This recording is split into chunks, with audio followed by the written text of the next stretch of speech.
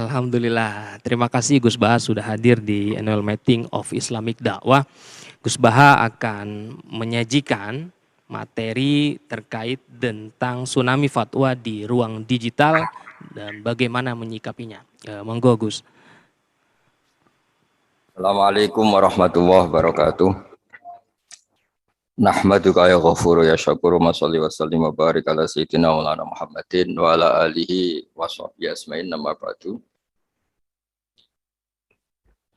Yang sangat saya hormati orang tua kita, guru kita Dr. Quraish Shihab, juga paman dari kiai saya, Kiai Maimun, yaitu Kiai Haji Mustafa Bisri, semua yang hadir, semua penyelenggara, teman-teman yang saya hormati. Sebetulnya saya datang mulai awal, mulai Mbah Mus ngendikan, mulai beliau memaparkan pesan-pesannya, juga mengikuti terus ketika Bapak Quraish Shihab atau Abi Quraish Shihab memaparkan pesan-pesannya. Tsunami fatwa di medsos, sebetulnya kita-kita yang di masyarakat atau di kampung itu tidak pernah mengalami tsunami, karena cara berpikir masyarakat kebanyakan kalau orang tertentu tidak punya kredibilitas yang ditekuni itu ya sudah tidak diikuti.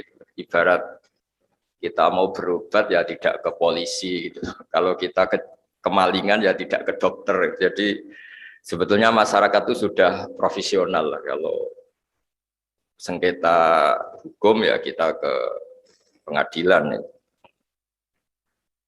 Lalu masalahnya masyarakat sendiri yang terjebak ya, atau bahasa kasarnya tertipu ya oleh fatwa-fatwa yang dari orang yang tidak kredibel itu. Mereka itu rata-rata memang nggak ngaji. Misalnya masyarakat kebanyakan ngaji kiai ya, ngaji Fathul Qorib atau ngaji Sulam Taufik. Mereka akan ngerti kaidah-kaidah fikih atau kaidah-kaidah sah tidak sah, batal tidak batal. Saya beri contoh misalnya begini. Bapak saya itu kalau tindak, kalau pergi itu ya sering marung ya. Marung, kadang-kadang penjualnya itu juga ada pakai jilbab, kadang suasananya juga enggak begitu syariah ya. Tapi kata bapak saya, ketika seseorang menjual gedang goreng, pisang goreng, menjual makanan, menjual minuman, itu artinya mereka ingin dagang. Dan dagang itu halal ya. Dan itu artinya ingin ikut sunnah Rasul bahwa transaksi itu baik dan mencari halal itu ibadah. Jadi kalau kita bisa ingat-ingat sisi baiknya, kenapa kita ingat-ingat sisi kurang baiknya? Itu juga bagian dari kearifan yang menjadikan kita ini bijak. Menghadapi apa saja itu lihat sisi baiknya, sebagaimana adab atau akhlak Rasulullah SAW. Pernah juga ada orang yang meninggal karena minum oplosan. Ya meninggal betul karena oplosan.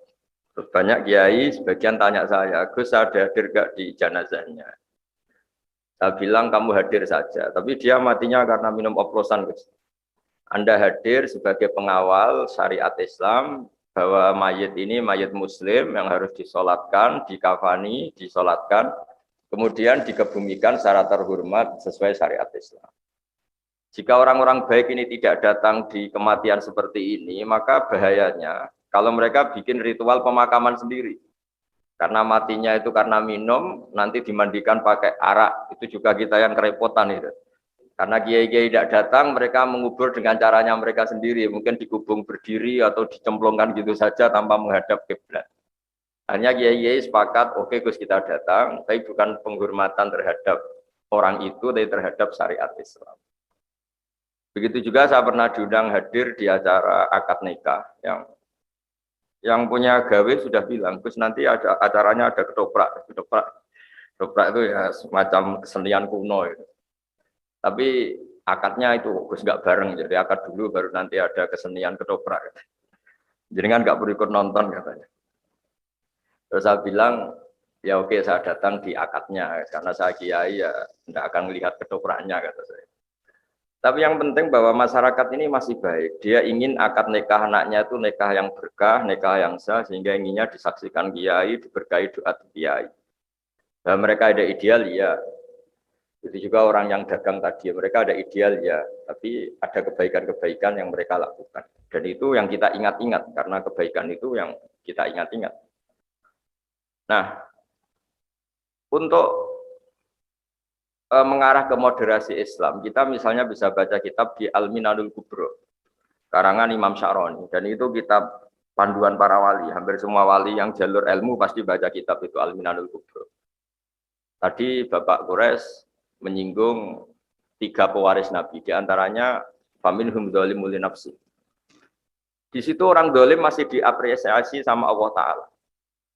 Yaitu kata Imam Sya'roni, tidak ada orang Muslim yang paling fasik sekalipun, kecuali dia juga melakukan hukum Islam walau fi mas'alatin wahidah, meskipun dalam masalah yang satu. Misalnya banyak orang Islam yang mungkin sekarang belum sholat, mungkin sekarang belum puasa. Tapi yang dinikahin itu tidak keponakannya, tidak ibunya, tidak mbahnya.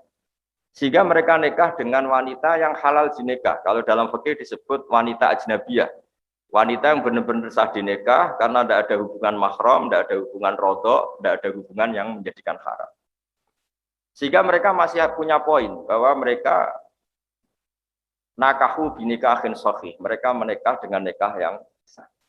Artinya apa? Orang yang kita kira fasik permanen atau fasik statusnya, ternyata ada hukum Islam yang mereka lakukan, yaitu mereka nikah dengan perempuan yang sah dinikah.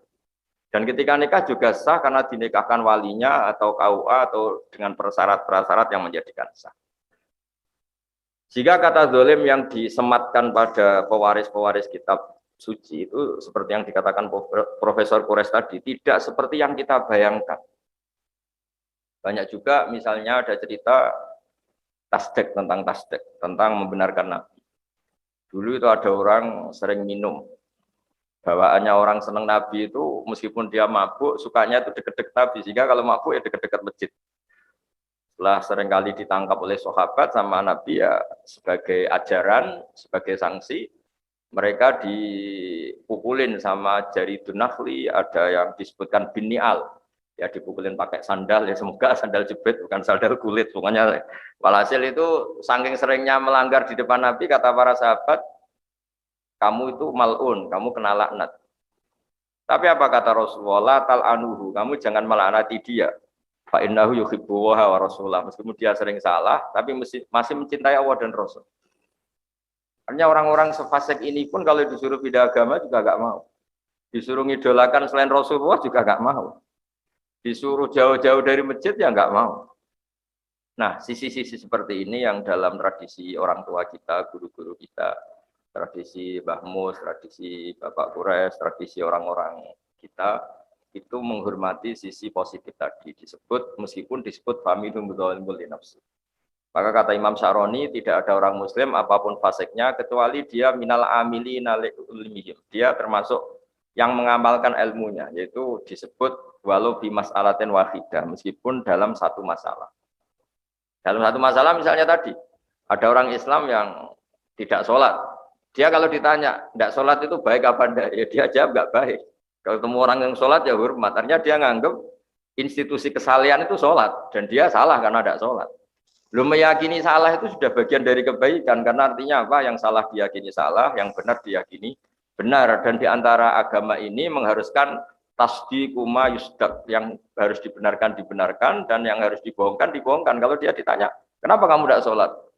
Ya belum dapat hidayah, tapi saya hormat sama yang sholat. Paling tidak dia tasdiqu ijabi sholat, dia membenarkan kalau sholat itu wajib. Dan bahaya betul kalau dia meyakini kalau sholat itu tidak wajib. Itu yang ranah yang ekstrim yang dianggap salah. Betul. Nah begitu seterusnya. Jadi kalau kita punya kearifan membaca, kearifan dengan fikih-fikih dasar, insya Allah gelombang fatwa yang atau tsunami tadi tidak punya akibat apa-apa. Kalau di daerah kami di Rembang misalnya, orang ngaji keluarga besar Mbah Maimun, ngaji keluarga besar Ki Mustafa, ngaji keluarga besar Filasem. Orang nyaman saja dengan kiai-kiai. Dan mereka kalau baca medsos itu kayak hiburan. Malah kalau bapak saya dulu kalau dengerin orang-orang ceramah yang tidak berkompeten, tidak ahli, kata bapak itu kok tambah goblok kata bapak. Kalau dengerin ini kok tambah goblok kata bapak. Karena beliau hafal Quran dan beliau banyak baca sehingga ya dianggap hiburan saja. Berikutnya saya beri beberapa contoh, ini saya bawa beberapa supaya fatwa yang berseliweran itu kalau misalnya kita mengkaji peristiwa-peristiwa penting, misalnya ini yang diceritakan Imam Syafi'i, karena fikih itu yang saya tekuni juga yang saya pelajari terus menerus. Saya sedikit cerita begini misalnya. Pengkaji Quran, kan ini untuk para ustadz, untuk para kiai. Pengkaji Quran pertama di era sahabat itu pasti bingung, karena bingungnya itu ada sekian ayat yang dalam objek yang sama. Misalnya orang yang ditinggal mati suaminya itu iddahnya 4 bulan 10 hari. Oke, itu satu ayat yang ketentuan umum, yang ditinggal suaminya pokoknya iddahnya 4 bulan 10 hari. Kemudian yang ditalak itu iddahnya 3 kali masa suci. Terus kemudian ada keterangan kaidah umum lagi, wa ulatul ahmali ajaluhunna ayyatu'ana hamlahun. Tapi bagi yang sedang hamil itu iddahnya, masa iddahnya selesai kalau sudah melahirkan. Oke, itu semuanya kaidah umum. Suatu saat ada sahabat perempuan, sahabiah, namanya Sube'ah al-Aslamiyah. Itu suaminya meninggal dan baru 16 hari, kila baru 16 hari atau berapa hari gitu, hanya beberapa hitungan hari. Itu melahirkan. Baru 16 hari. Nah, ya taruh saja kita ngikuti riwayat yang 16 hari misalnya. Yang jelas semuanya sepakat tidak sampai 20 hari. Lalu sahabat-sahabat berdebat, iddahnya itu apadal ajalain. Ya kita ngambil iddah terlama, yaitu nunggu 4 bulan 10 hari. Tapi banyak sahabat yang bilang ini kategorinya wa ulatul ahmal ajaluhunna ayyaduna hamlahun, karena dia sudah melahirkan, ya sudah iddahnya selesai.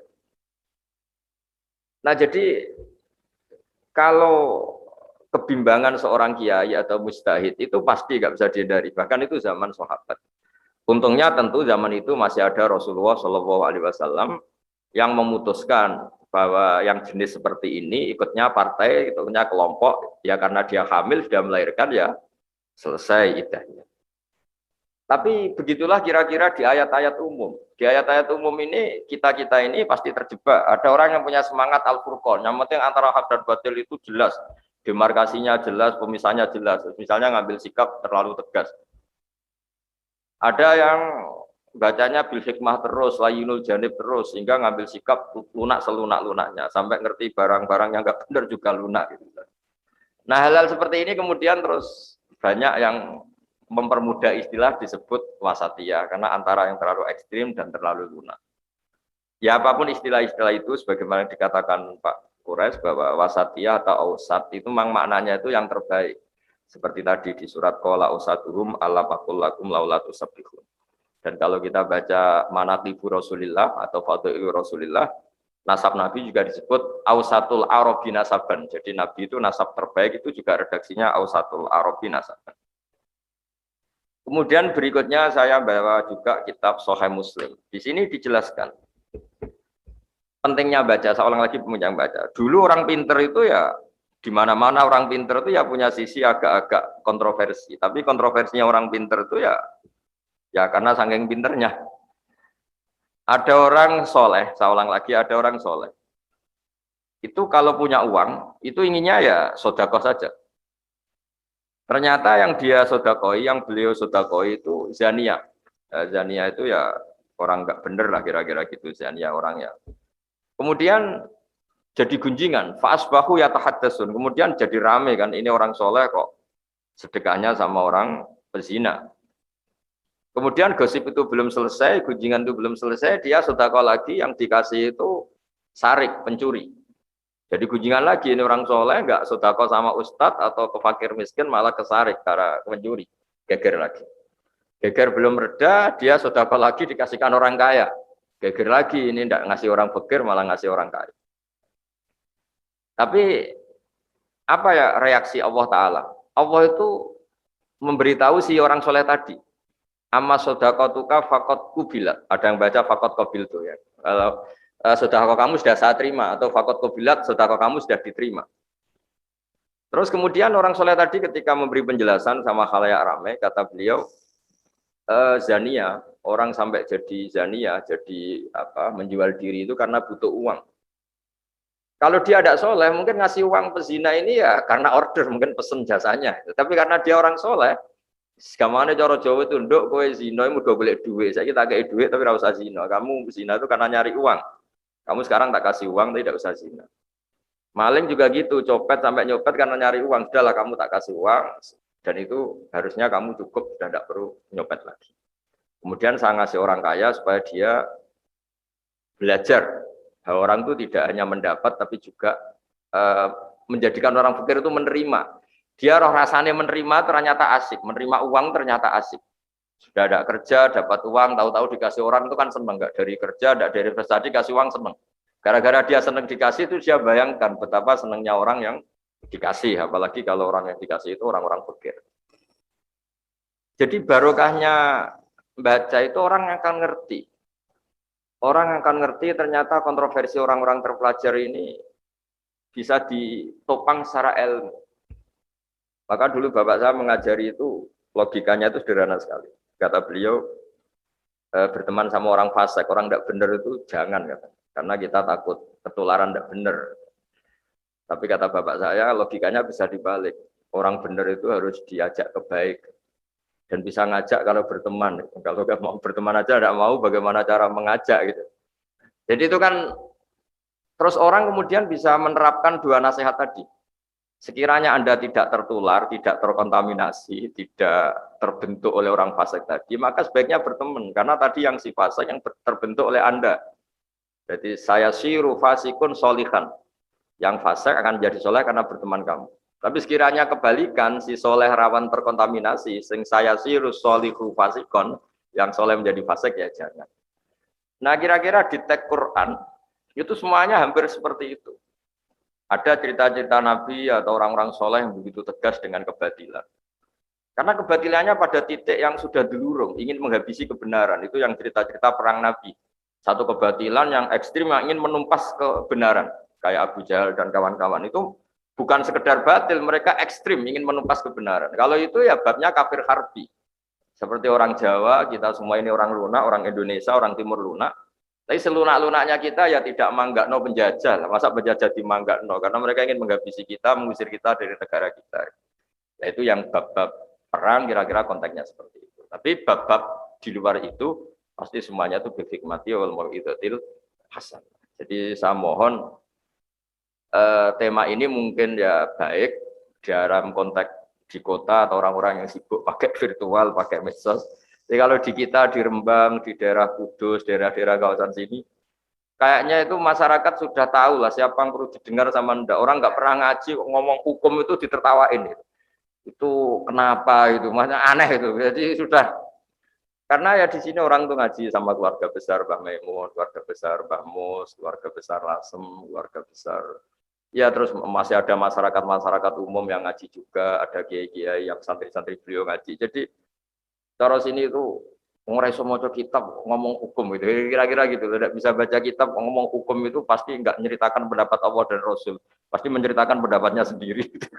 Nah, kalau pendapatnya sendiri ya kita bisa ngapain dengerin dia katanya. Jadi kalau gelombang itu makanya judul ini di daerah saya itu judul aneh gitu. Tapi mungkin teman-teman di PSI, Mas Nurdin dan Mas Arifin semuanya saya terima kasih, Pak Mukhlis Hanafi semuanya itu teman-teman saya. Saya juga ikut khidmah di pondok Pak Kures, di pondok Habib Ali, Habib Husain, semua keluarga besar. Saya terima kasih karena mungkin itu secara nasional jadi masalah. Tapi saya pastikan di daerah-daerah kayak di daerah Al-Banjarinya Mbak Arsad, di daerah Sumatera, di beberapa daerah yang sudah punya kultur ngaji sama tokoh-tokoh di sana. Di Banten ada keluarga besar Senawawi, di Madura ada keluarga besar Syekhona Khalil, di Jombang ada keluarga besar Basim, bahwa Habib Bisri, insya Allah di Jogja ada keluarga besar Bali Maksum, ada keluarga besar Pak Azhar Basir, banyaklah tokoh-tokoh yang kulturnya itu ngaji. Dan itu insya Allah otomatis ya, mengeliminir tadi banjir tsunami fatwa, karena mereka aneh saja itu, ngomong dot saja nggak pas, itu ngomong kop nggak pas, terus kemudian ngomong halal haram itu kan tetap aneh itu. Mesti kalau di sini, kalau di Rembang ekstrim lagi. Somo cemuin tau orang itu bisa baca Fathul Muin apa enggak. Jadi kita ada ngalami itulah insya Allah. Semoga seluruh rakyat Indonesia dan masyarakat Indonesia juga Insya Allah lah. Kalau kita ya itu tadi lah. Kalau kita sakit ya tidak ke polisi. Kalau kita kecurian ya tidak ke dokter. Ya kalau cari agama ya yang ahli agama.